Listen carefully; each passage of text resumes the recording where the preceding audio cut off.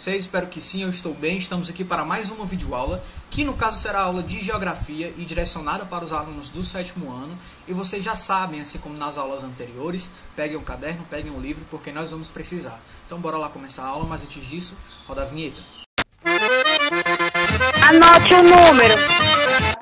Então galera, hoje a gente está dando continuidade aí ao estudo do capítulo 5, que fala sobre as paisagens naturais do Brasil, tá? Então, na nossa aula anterior, a gente fez algumas discussões acerca do bioma, não foi? Dos biomas brasileiros, onde a gente viu lá o bioma do ambiente costeiro, né? Os biomas, na verdade. A gente viu o bioma da Amazônia, o Cerrado.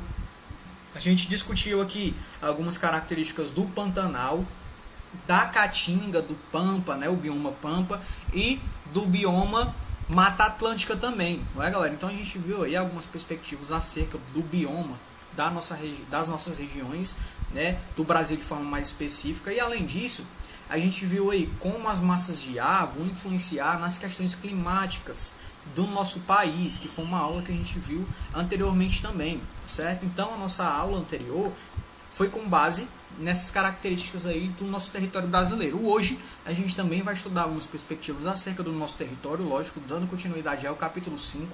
E hoje a gente vai estudar os domínios morfoclimáticos, tá? E a gente vai entender a complexidade e a diversidade da nossa natureza, certo? Então bora lá entender o que é domínio morfoclimático.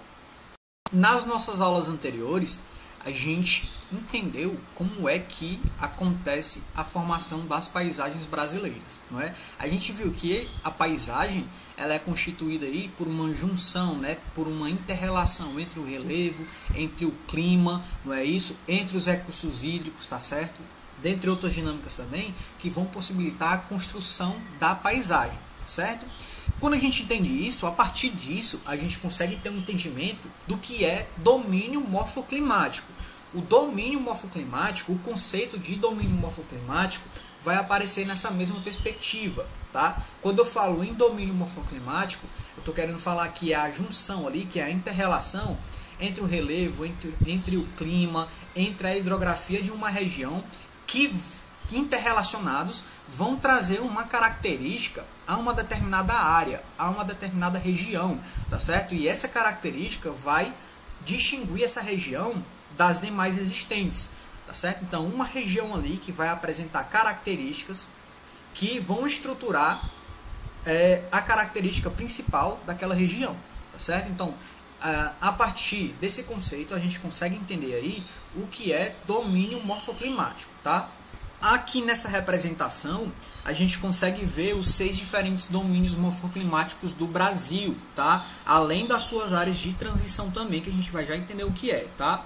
Esses domínios, eles vão ocupar áreas irregulares, tá? Por vezes aí descontínuas. Então, por isso, são caracterizados como o quê? Ó, a gente tem o domínio morfoclimático amazônico, a gente tem o cerrado, mares de morros, caatingas, araucárias e pradarias, tá certo? Então, estudar esses domínios morfoclimáticos vai nos ajudar a entender a diversidade natural do território brasileiro também, certo?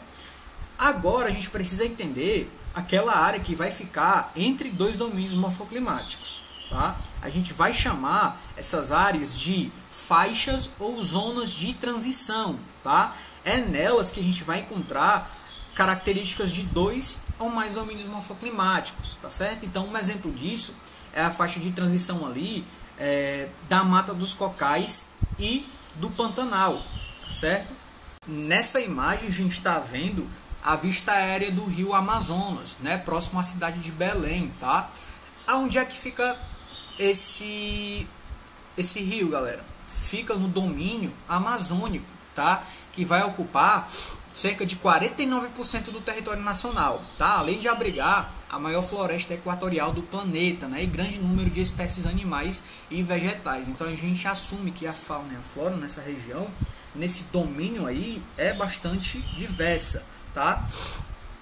Nessa região, o rio é considerado uma importante via de transporte para a população ribeirinha, tá? Que vive ali há séculos, principalmente da pesca, e tem um modo de vida diretamente relacionado aos rios e às áreas alagadas também, certo? Especialmente ao longo das rodovias, a gente observa uma intensa devastação da cobertura vegetal, tá? Por causa das atividades relacionadas à extração de recursos naturais e também um acelerado avanço das atividades agropecuárias, tá? Nessa outra imagem, a gente está vendo uma vegetação típica do Cerrado, tá? Ali na Chapada dos Guimarães. Essa vegetação a gente consegue relacionar com qual domínio, galera? O domínio do Cerrado, tá? Que vai ocupar 25% do território brasileiro e é reconhecido como, entre aspas, tá, gente, a savana mais rica em biodiversidade do mundo. De forma geral, vai apresentar ali solos de baixa fertilidade natural, tá? Cujo forte avanço da agropecuária demandou aí uma alta modernização tecnológica ali, com a mecanização no campo e a utilização de insumos agropecuários para tentar trazer o quê? Uma diminuição dos impactos aí referentes à baixa fertilidade do solo, certo? Nessa outra imagem aqui a gente consegue perceber, ó, a estruturação aí territorial, né, do domínio amazônico e do Cerrado, certo? Então, ó, o que é que a gente percebe em relação a esses domínios morfoclimáticos? Eles são extremamente frágeis, tá, galera? Então, eles necessitam aí do equilíbrio, claro, de todo o bioma para sobreviverem, certo? Então, a gente observa que eles são bem extensos, né? Em ambos os domínios aí vão abranger grandes bacias hidrográficas que vão comportar ali um dos maiores volumes de água doce do planeta. Tá? Então, sem dúvida nenhuma, eles precisam ser preservados pela importância que tem e pela fragilidade que apresentam, certo? Essa imagem que está aparecendo para vocês aí, galera, é em Ubatuba, tá? E essa paisagem aí faz referência ao domínio morfoclimático dos mares de morros, tá? Esse domínio morfoclimático, né, o domínio morfoclimático dos mares de morro, tem esse nome associado à sua vegetação predominante, que é a de Mata Atlântica, tá? Porém, a sua denominação está relacionada diretamente à formação geomorfológica. Quando eu falo em geomorfológica, eu estou falando do relevo, tá? Dessa região, que é caracterizada ali por um conjunto de morros que lembram ondas, tá? É por isso que o nome é mares de morros, né? Ondas aí de morros, né, galera? Então, essa região é fortemente impactada pelos processos erosivos, tá? Que são resultantes ali em elevado potencial e vão gerar deslizamentos de terra também, certo? Esse domínio, do qual faz parte a floresta tropical, que é riquíssima em biodiversidade, inclusive, vai se estender por quase todo o litoral brasileiro, tá? Área, né, em que se encontra aproximadamente 50% da população total e por isso é denominado, é o domínio, no caso, né, que vai apresentar maior ameaça de extinção, né, pois há sim intensa ocupação e utilização de recursos naturais, como a gente já viu no momento anterior, tá certo? Essa outra imagem que está aparecendo para vocês é uma imagem que eu acredito que a grande maioria de vocês já conheçam, né? Essa paisagem aí faz referência à Caatinga, não é, galera? Então, a gente está analisando agora o domínio morfoclimático da Caatinga, que está localizado no semiárido brasileiro, né? E vai apresentar aí secas periódicas, tá certo? Quando a gente fala em semiárido, a gente lembra que o Ceará, né, o nosso Ceará, grande parte do nosso Ceará está presente aí no semiárido. Então, o domínio morfoclimático da Caatinga com a sua vegetação, né, a vegetação da Caatinga, está presente no nosso Ceará sim, tá? O que é que a gente percebe? A gente percebe uma irregularidade climática que promoveu aí a adaptação das espécies vegetais desse domínio, tá? Do domínio da Caatinga, e fez, né, com que esse domínio tivesse uma rica e variada quantidade de paisagens e espécies, tá? O maior problema de conservação da Caatinga, galera, está relacionado aí ao avanço da agropecuária também, assim como a maior parte da vegetação brasileira, tá? Que deseja substituir as espécies silvestres por áreas desmatadas, né, para a prática ali da atividade econômica, né, resultando aí até mesmo, em alguns casos, na desertificação antrópica. Tá? Então a gente já imagina aí, a gente está inserido no contexto do semiárido, né, em que a desertificação se torna aí uma propensão climática, né, do meio natural, aí vem um ser humano e deseja desmatar. E isso, claro, vai aumentar aí a desertificação, né, deixando de ser aí uma dinâmica natural e passando a ser também uma dinâmica antrópica, que potencializa o problema, né? Então a Caatinga é considerada aí a área semiárida de maior ocupação populacional do planeta, tá? Então o semiárido nordestino é o semiárido do planeta Terra que tem uma maior quantidade de população, certo? Quando a gente olha esse mapa que está aparecendo para vocês, né, do domínio aí de Mares de Morros e da Caatinga, a gente percebe que a abrangência de cada um desses domínios morfoclimáticos e as fotografias aí vão representar aonde que eles estão localizados. Então, quando a gente vê aí a Caatinga, que está em roxo, está no Ceará, no Rio Grande do Norte, uma parte da Paraíba, né, de Pernambuco, na Bahia também, pegando um pouco de Alagoas, Sergipe, não é isso? E quando a gente fala do Mares de Morros, a gente percebe que ele está localizado onde, galera?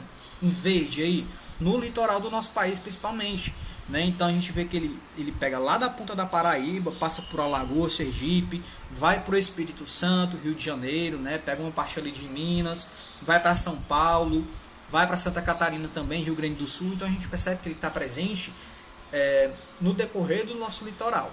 Show? Essa imagem que está aparecendo para vocês, galera, é uma paisagem do domínio das araucárias, tá? A gente está falando aqui do domínio morfoclimático das araucárias, tá certo?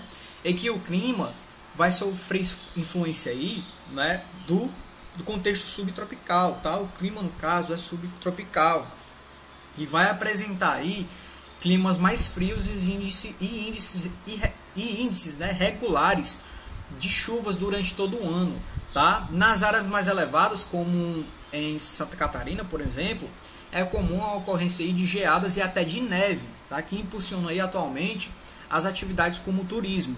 Então, grande parte do desmatamento desse domínio lá na região sul do Brasil é decorrente da ocupação urbana e da exploração de madeira também, para utilização, claro, em estruturas de construção e na fabricação de móveis, além do que, galera, da retirada, né, da mata nativa ali para as atividades relacionadas à agropecuária e dentre outras atividades também, tá? Além das araucárias, para finalizar, a gente tem o domínio das pradarias, que também são conhecidas popularmente como pampas, tá? Ou campanha, que vão abranger uma pequena área ali do sul do Rio Grande do Sul, tá? Então, as temperaturas que são negativas durante o inverno têm forte influência, sim, sobre a vegetação, claro.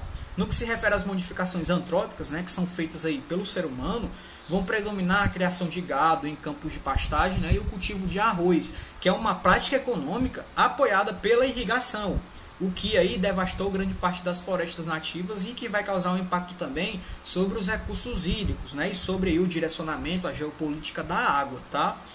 A savicultura, que no caso é a produção de eucalipto e pinos para atender a indústria de papel, também aí vão ser observadas nesse domínio morfoclimático e também vão trazer impactos a partir do momento em que se está inserindo aí uma outra espécie de planta que de certa forma não vai trazer nenhum benefício ao domínio morfoclimático, tá? Então, quando a gente olha esse mapa, a gente vê aí, ó, a abrangência de cada domínio morfoclimático, né? O que é que a gente tem? A gente percebe que as araucárias estão de fato lá no sul do Brasil, né? Rio Grande do Sul, Santa Catarina, Paraná, não é isso? E a gente vê que as pradarias estão principalmente inseridas no contexto do sul do Rio Grande do Sul, certo? Por hoje é isso, galera. A gente encerra a nossa aula por aqui. Eu espero que vocês tenham entendido. E a gente finaliza aqui o nosso capítulo, tá? Caso surja alguma dúvida, vocês podem entrar em contato comigo, falem comigo nas redes sociais. A gente tem o nosso Google Meet, onde a gente tira essas dúvidas e faz as discussões acerca do capítulo, certo? Então é isso, a gente se vê na próxima aula. Um forte abraço e continue estudando, tá certo? Valeu!